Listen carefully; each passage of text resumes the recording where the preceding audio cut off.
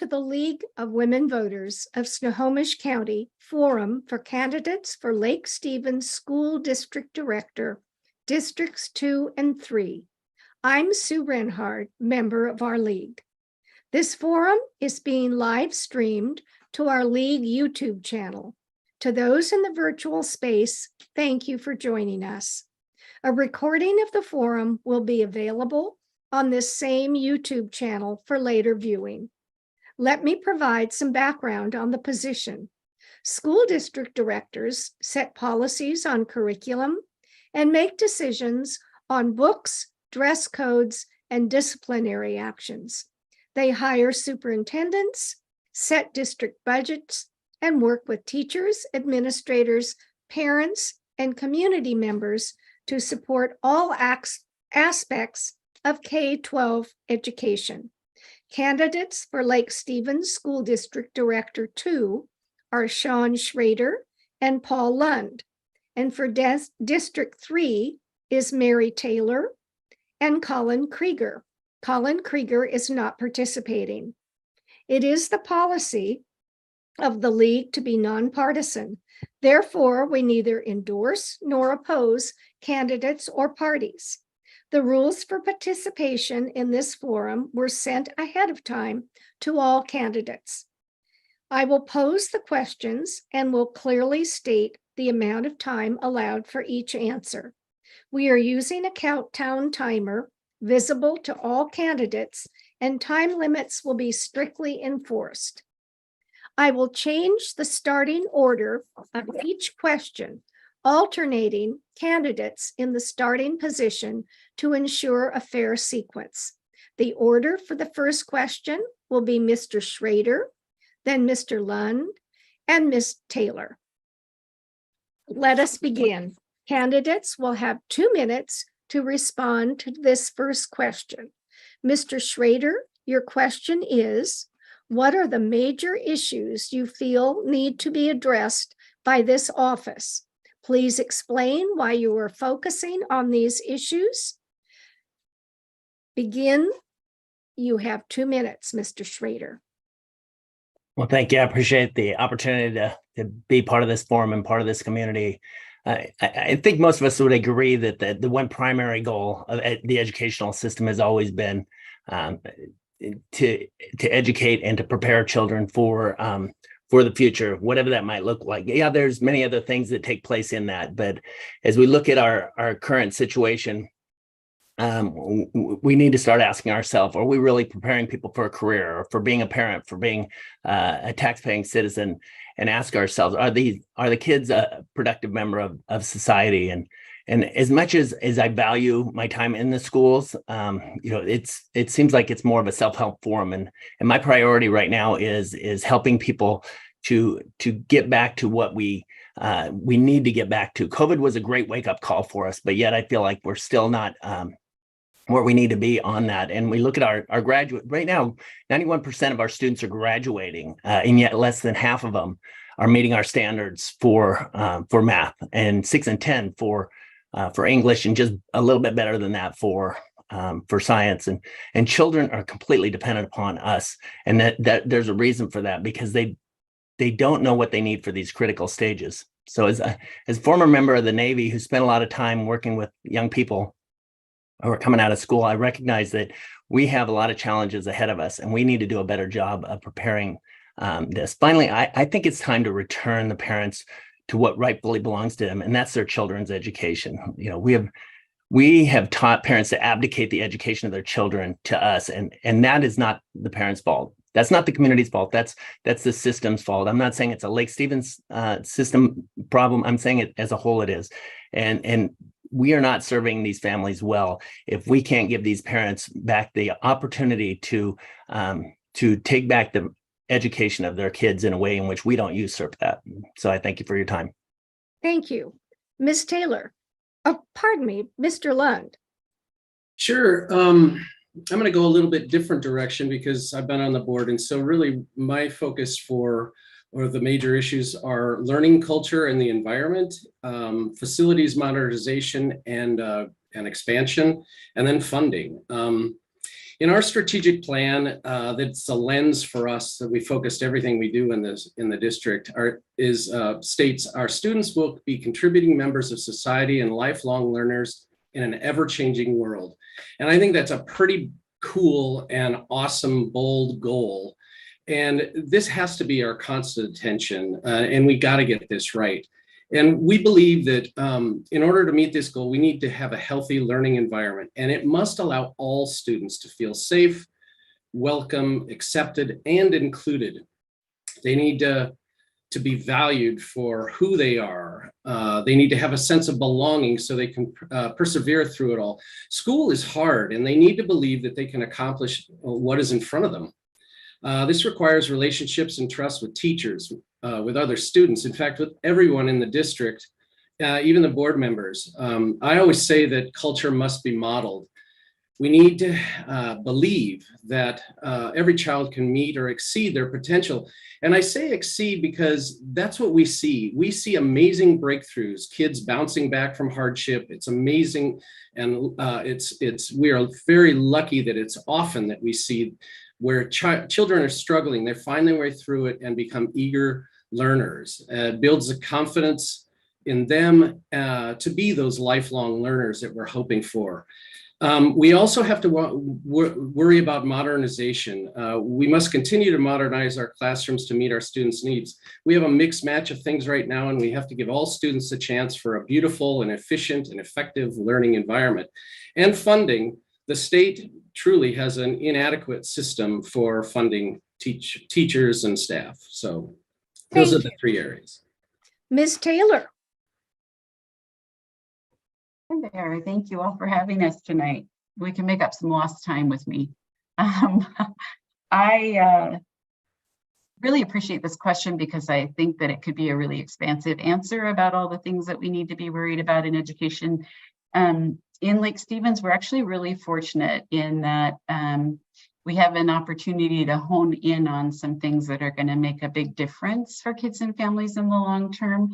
We're one of very few districts in the state that aren't in the middle of a budget crisis and having to make millions and millions of dollars in cuts and riffing teachers and that kind of thing.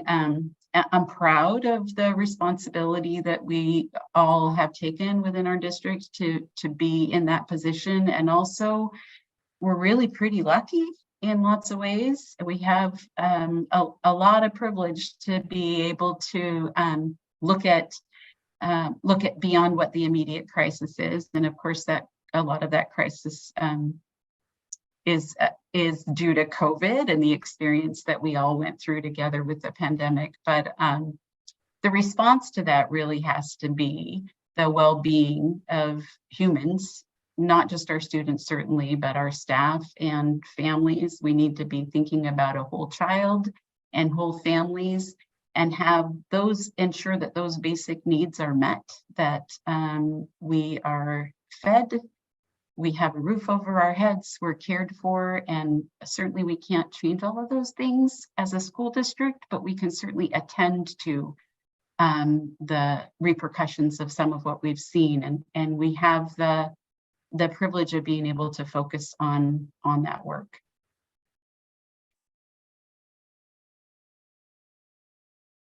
Thank you.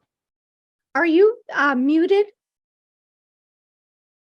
I muted myself when I was finished. Is that okay? Well, the next questions, you will have 90 seconds. So timer, please reset the timer for 90 seconds. What qualifications and experience make you a good choice to address these issues? Mr. Lund. Yeah, I have so many awesome experiences. First of all, I'm a parent. My Boeing experience and also experience on the board. My wife got to volunteer in the classroom. I wanted to, but I had to work, but now is my volunteer time. And I'm so grateful for this honor to be able to be a part of this. And when my kids were in school, I was required to advocate for them several times. Some of them were pretty tough, and I worked with teachers and administrators to resolve those issues. I know what that's like to be a parent, and I hope that all the parents feel welcome to advocate for their kids and to find mutual acceptable outcomes that support them. I retired 4 years ago from Boeing at 33 years. And I was a process engineer and a member of the technical fellowship. And a process engineer is responsible for improving the business. I work to improve the way that we do engineering, manufacturing, supply chain, and others.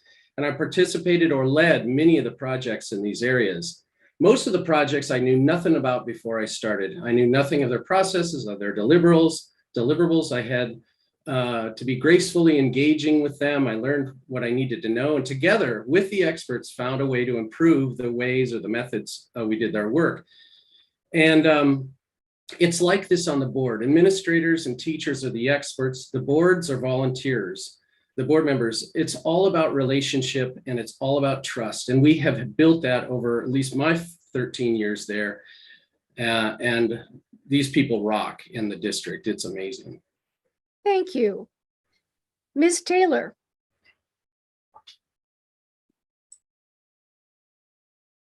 Hello again. All right. So I've been on the board for roughly 24 years. Hard to fathom. And a lot has changed really in the time that I've been on the board. And I've had the privilege of working with some really extraordinary folks throughout that time period.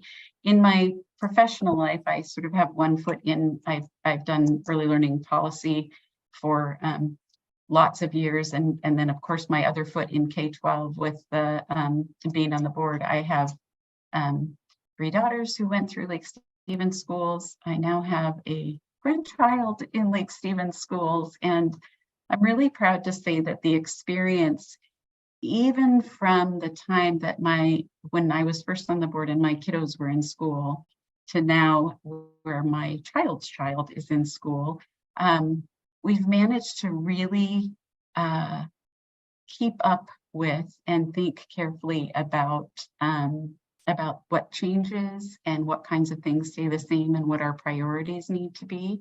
And I've been grateful to be a part of conversations with lots of really brilliant heads in the game, thinking about what makes the most sense for our kids and families. Thank you.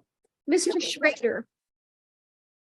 Yeah, I think a big part of my qualification comes from nearly 40 years of a diverse work environment. Spent several years in the Navy. As a matter of fact, my wife's retired Navy.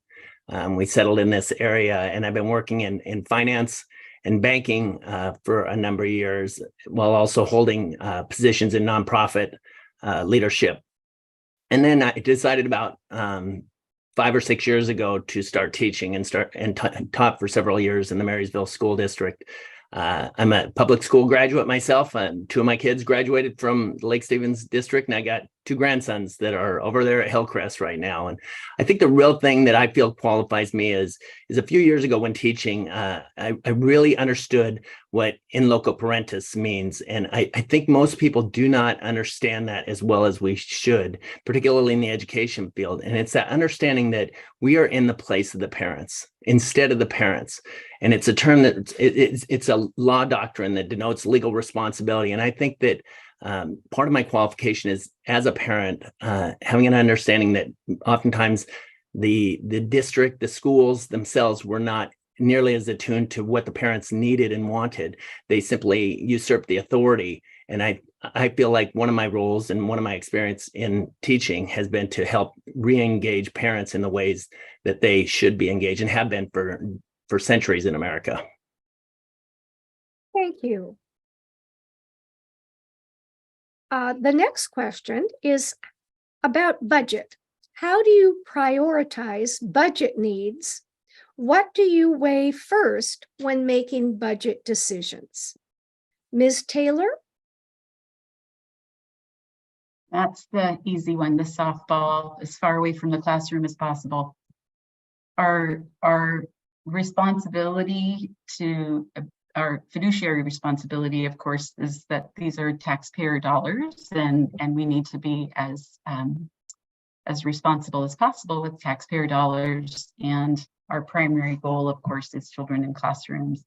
That doesn't mean that we don't have to put budget dollars other places, because of course there's all sorts of all sorts of work that supports children's teaching and learning in classrooms, including supporting phenomenal teachers. Thank you for your teaching service, Mr. Schrader. That's great to hear. And we need to ensure that we maintain our budget and we've historically maintained a 5% fund balance and been had a great, we have a great track record in Lake Stevens with making responsible budget decisions and looking down the road, thinking about what affects children in classrooms most closely, and anticipating future needs has been key. Thank you. Mr. Schrader. Yeah, I think we really need to start asking ourselves, and I think Ms. Taylor alluded to it very well, is that if an item doesn't have a direct impact inside the classroom, or our teachers cannot comprehend and understand the impact that then it needs heavy scrutiny. I think we have to start making decisions. We know we're making decisions that affect the future, but I think we need to think about that more intentionally. If we're not going to prioritize our students' ability to improve in math and English and science, then we need to hit the pause button, think it through. Secondly, I think that we need to start doing audits and determine if the funds that we've been spending are going where they intended. I have no doubt that the intention of our district and our board has always been sincere and genuine in where they put it. But oftentimes we find that abuse or things just don't get where they need to, or they don't reach the goals that were intended. And we got to reconsider funding if we determine that. I would finish by saying this, that I don't believe funding is our problem. We all know that we can't spend our way out of problems, and we have tried that for far too long. And it's time for more financial responsibility in what we do and why we do it, and tracking of that in order to ensure that it's achieving the goals that we put in place. Thank you. Mr. Lund. Yeah, my answer is students, students, and students. That's where we prioritize our budget, budgeting for their safety, their education, and program that supports their ability to engage, feel safe, their self-efficacy. We prioritize students by budgeting conservatively, so our district is always solvent. Our 4-year plan is always in the black. It's really hard looking forward with enrollment and things. It's pretty much a crapshoot, but we painstakingly do this to assure our solvency. And really, I see everything going toward the classroom. That's what my experience has been. And also students that need more support, we give more. So like free lunches in the summer school, and social emotional programs such as the Summer Art Connect. We budget so our class sizes are always conducive to learning.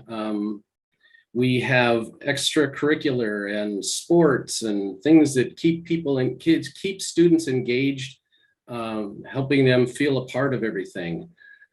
We budget to minimize the probability of layoffs. Lake Stevens didn't have any staff. I think Mary mentioned that staff budget for budgetary reasons, reduction this year, like a lot of the other districts in the area. So I think we're doing well. Thank you. The next question is about curriculum.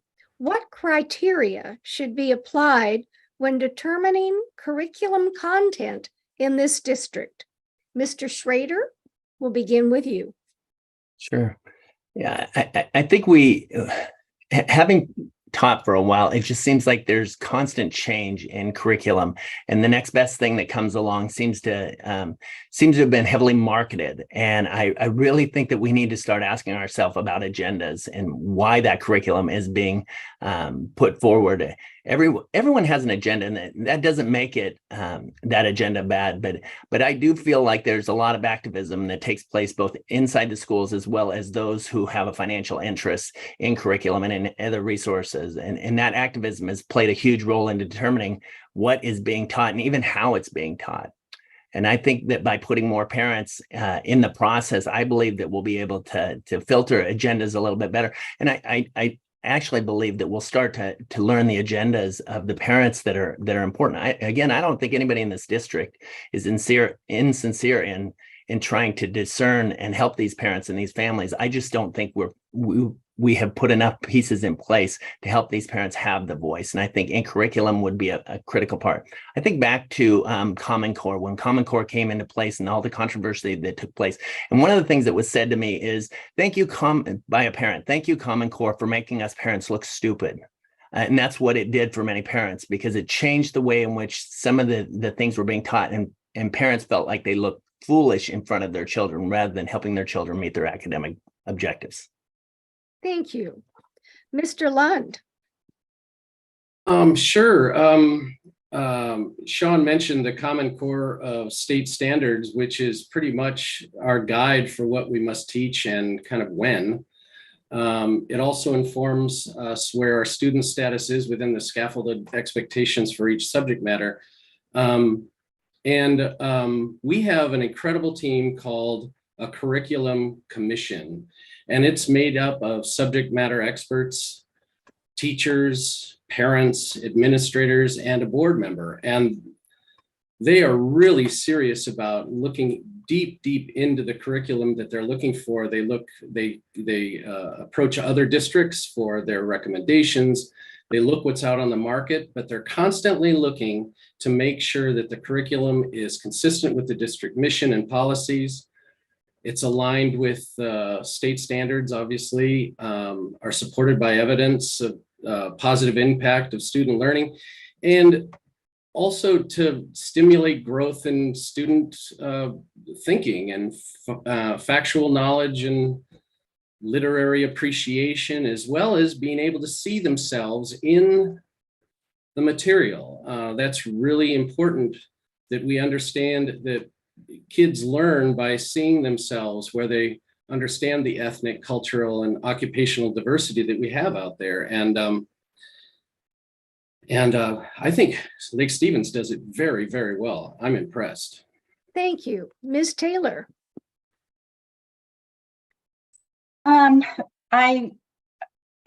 This is an easy one for me because we've established a curriculum commission that's been working for a very long time. I won't repeat. I know Paul talked about who's involved in our curriculum commission.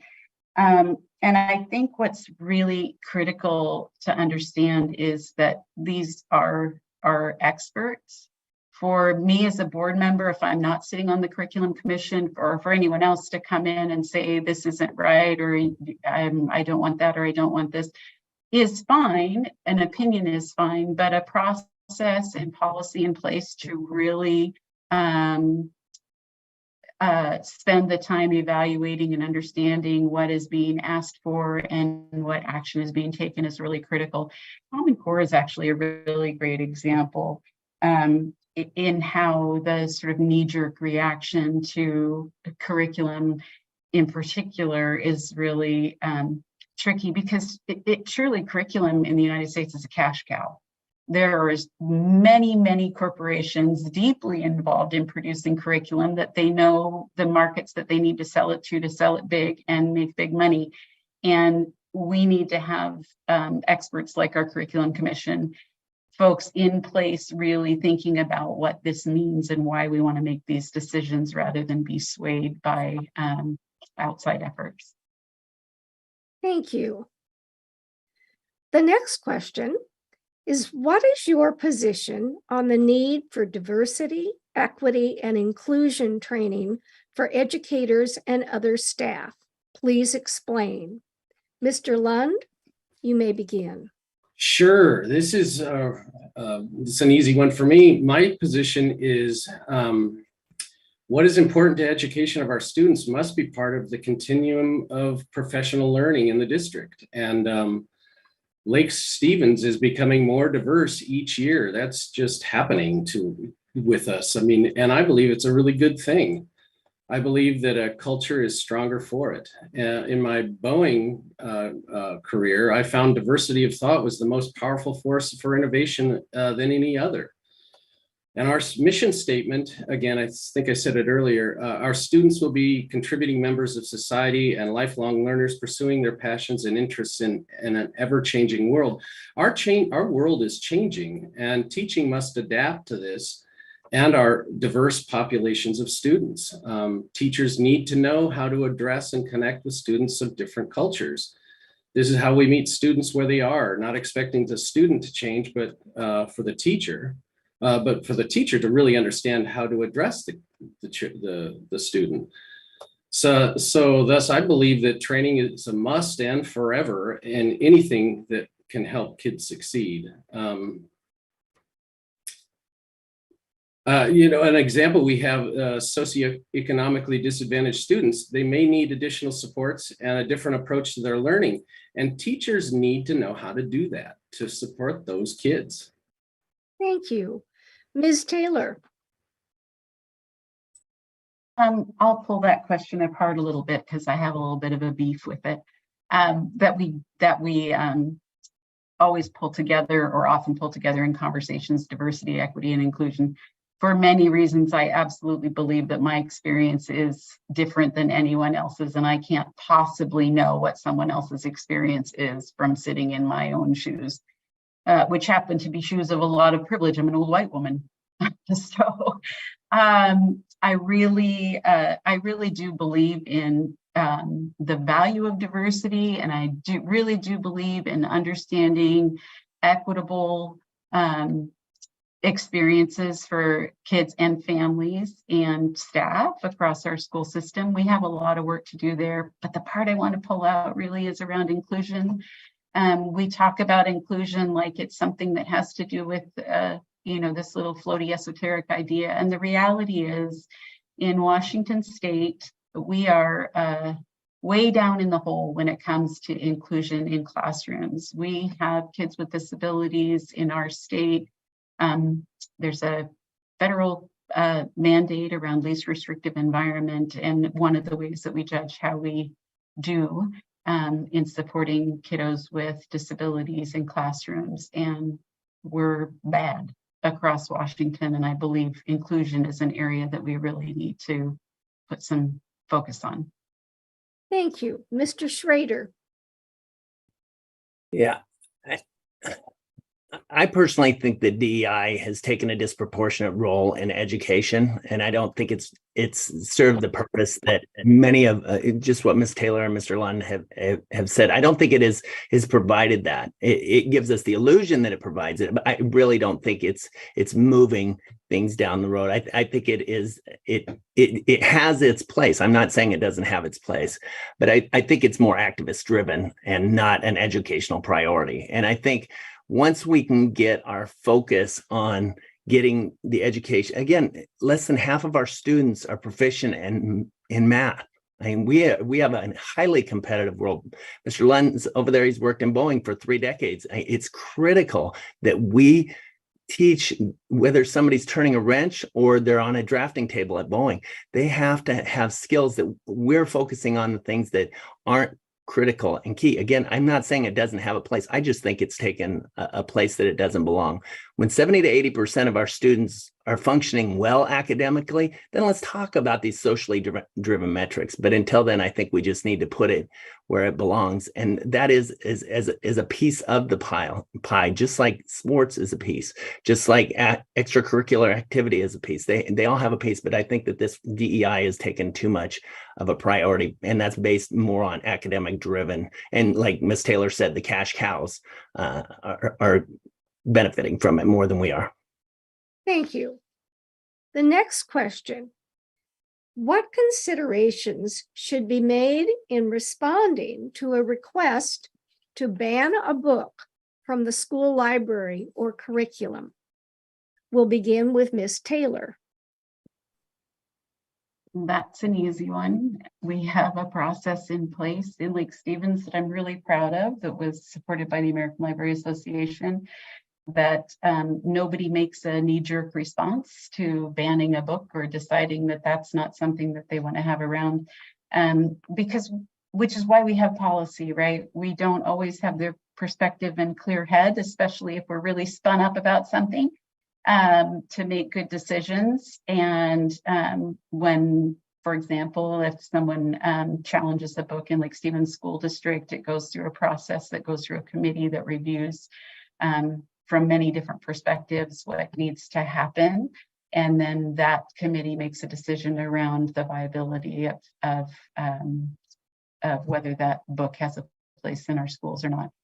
Sometimes those decisions are tempered. The committee might say, well, this book is okay for secondary schools, but not for elementary schools or whatever. But that is our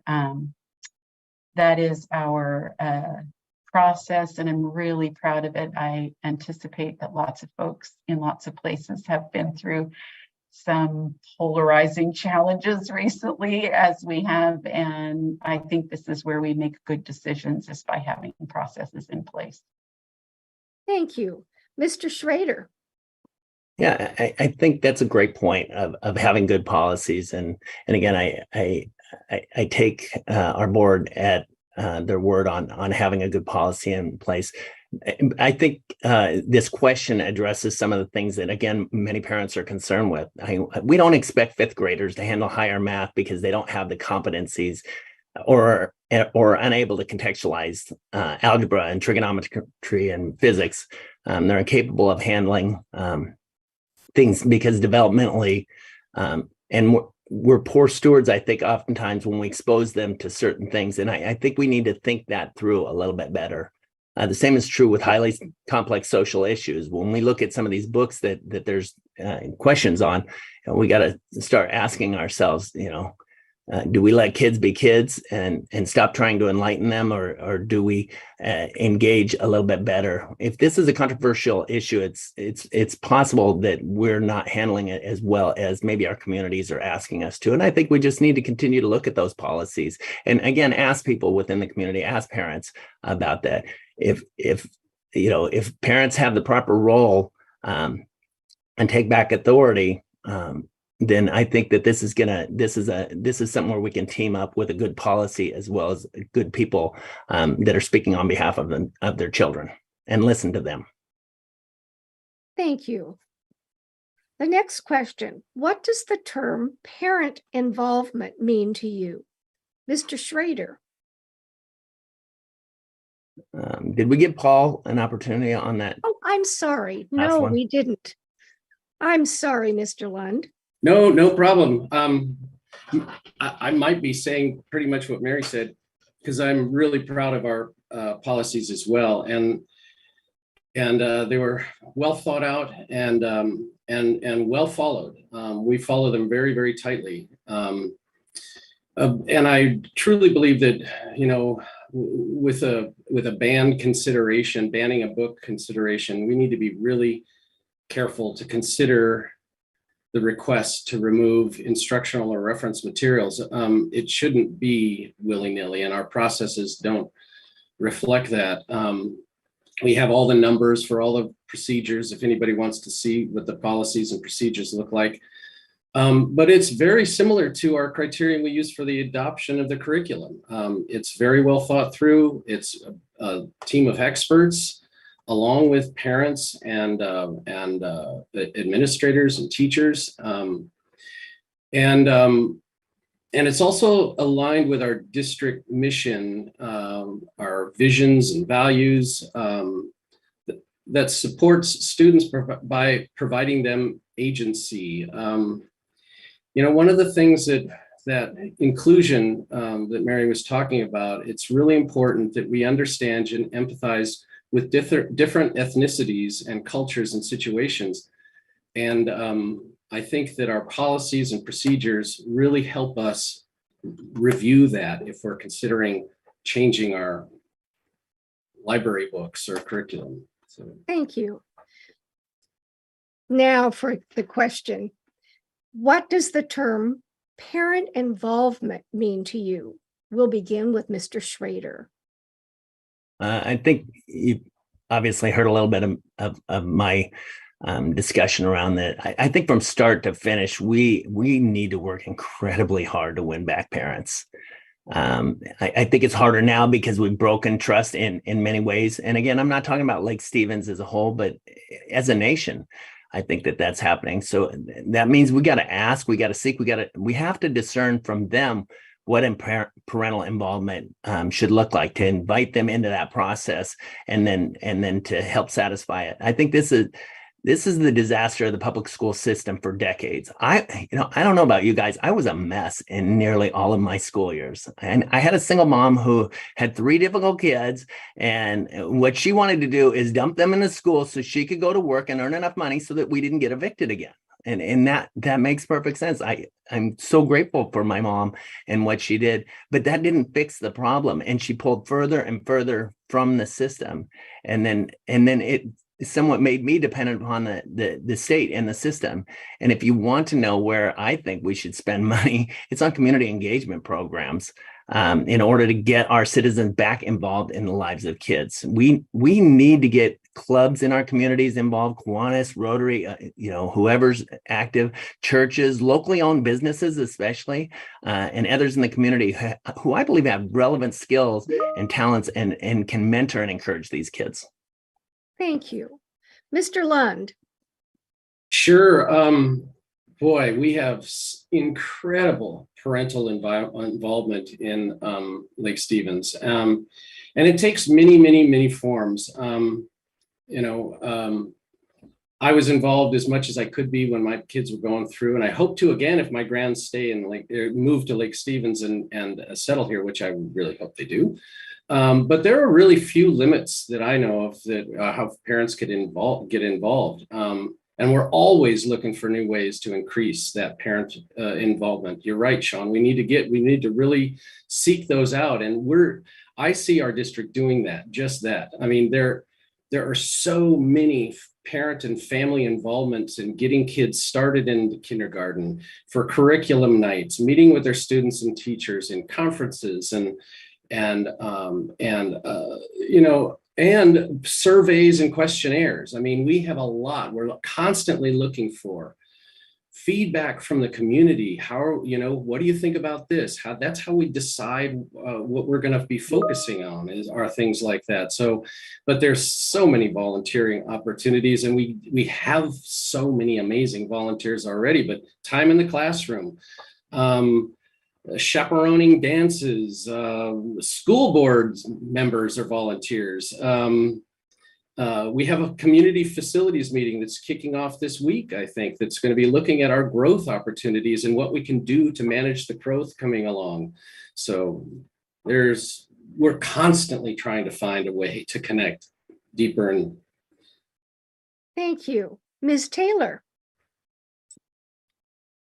I'm going to out the early learning person in me. Families are our children's first and most important teacher. But it's not just a line, it is truly, I love that you shared your experience, Sean, because parent involvement looks very different for every family. Because somebody's working 3 jobs, maybe involved or can't be involved. I had the privilege at my work of interviewing 180 families across the state around transitions in the last 2 years. And I literally had to schedule time after each of these interviews so that I could just sit and absorb and think about how phenomenal our families are and what their hopes and dreams are for their kids, what they consider success. We have got really extraordinary humans sending their children to us. And I do think we do an amazing job because we get to see a lot of the results of that in Lake Stevens. And yet my experience isn't the same as anyone else's or everyone else's. And we really need to attend to and keep attending to what it means to share in your child's education. Thank you. Next question. What suggestions do you have for improving the academic performance of students in the district? We'll begin with Mr. Lund. Sure. Well, first of all, Lake Stevens has some of the highest scores in the county. We've been outperforming the state averages and most school districts in their state. Our graduation rate is also one of the highest. Now, that just means that we're there. That doesn't mean we're done. We are constantly challenging ourselves to do better and better and better. That's continuous learning on all of our parts. Learning needs to be more engaging. It needs to be more innovative and integrated for all the students. This was a recent goal that we added to our strategic plan, which is, by the way, our Bible of everything that we filter. It's our lens through which we make any decisions. We constantly focus on data-driven, individualized instruction. And classroom learning is the best source of that data. And in Lake Stevens, they do an amazing job of building teams of teachers so that the teachers are collaborating for learning and teaching, and they know what kids need support in different areas, and they're using data to do that. And it's quite amazing how that's happening. And yes, we have a long way to go, but we are on a really good path to improve. Thank you. Ms. Taylor.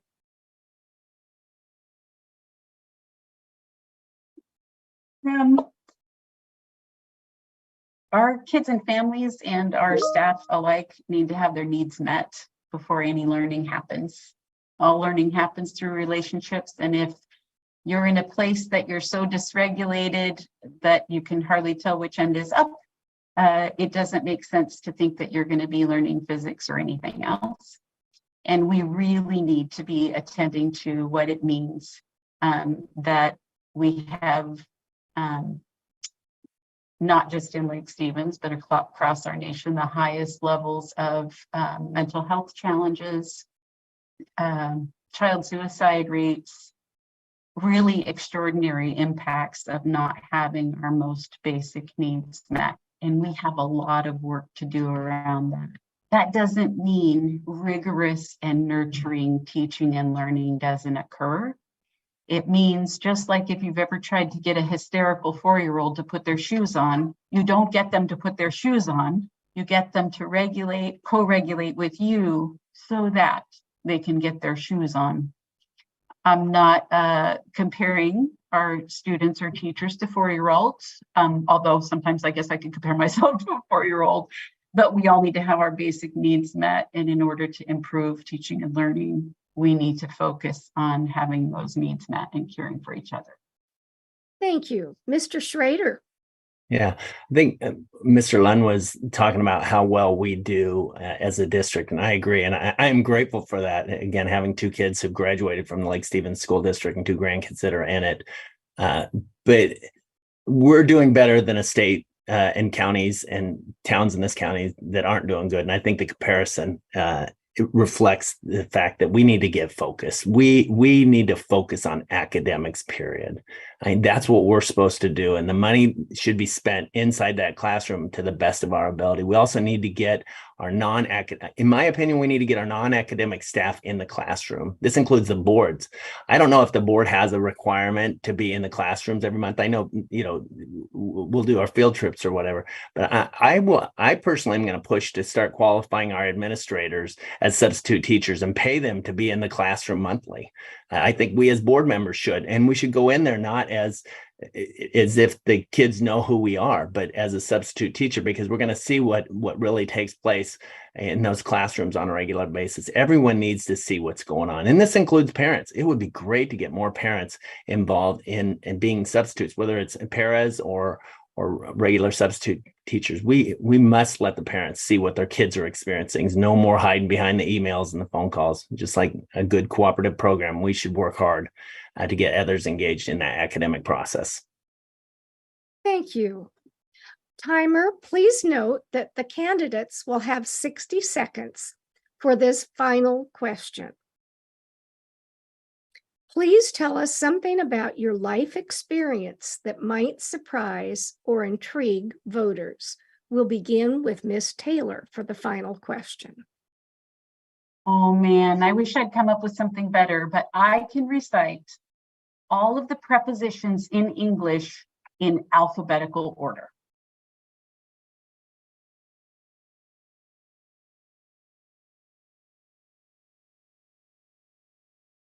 Thank you. It's unique. I Do you agree. have any more?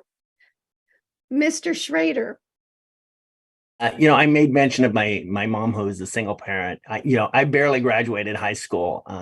After needing summer school, I had to take 3 classes in summer school, and then I had to take night school, and I graduated with an extra half of a credit to spare. But after 8 years in the Navy, I got my GI Bill. I got out, and I finished up a 4-year degree in 3 years. With a 3.95 GPA. Now, I don't say that to brag. I'm saying that because if it wasn't for some really, really great mentors, I would have remained on the road to nowhere. I used to joke I was on the road to nowhere and likely to arrive. And that's what I enjoy about being engaged in the community is I think we have some great mentors who simply need to be engaged. And I know our district is sincere in trying to do that. And I know there's efforts in place, but I was greatly benefited by mentors after my time in the military. Thank you. Mr. Lund. Sure. Well, those of you who know me, I love to learn and create. You can ask my friends. I'm a complete mess with the ideas of what I want to do next. I'm a woodworker, but I'm learning to weld from my buddy Jim. It is so cool. I hope to do brackets and sculpture and all sorts of stuff with metal. I love my grandkids, and I'm going to start shop school very soon so I can build and create together. And anybody is invited to shop school, just letting you know. That's throwing that out. I also, and maybe this is different than a lot of other people, I don't know, I love to have conversations with people who think and believe differently than me. I think that I handle those conversations well because I know we have more in common than we have differences. And given what I learned in my profession, I truly believe that diversity is the key of something awesome and interesting. And to get anything done, it is really, really cool. Oh, I wanted to say that diversity of thought, if one person and their ideas created the iPhone, it would be absolutely used as a paperweight or something to skip across a pond. Thank you. The League thanks these candidates for joining us and for running. A recording of this forum and others will be available on the League of Women Voters of Snohomish County website and YouTube channel. Find links at lwvsnoho.org. We encourage you to explore additional information about these and all candidates. The Snohomish County voter pamphlet will be mailed starting October 18th. Vote411.org, sponsored by the League, is another source of good information. Ballots will be mailed starting October 19th. And election day is November 7th. Please be a voter. Thank you to our League candidate forum team, and special thanks to Dave Moon and the Sultan School District students at turkpride.tv who made this live stream possible. And of course, thank you all for joining us. This concludes the candidate forum. Thank you.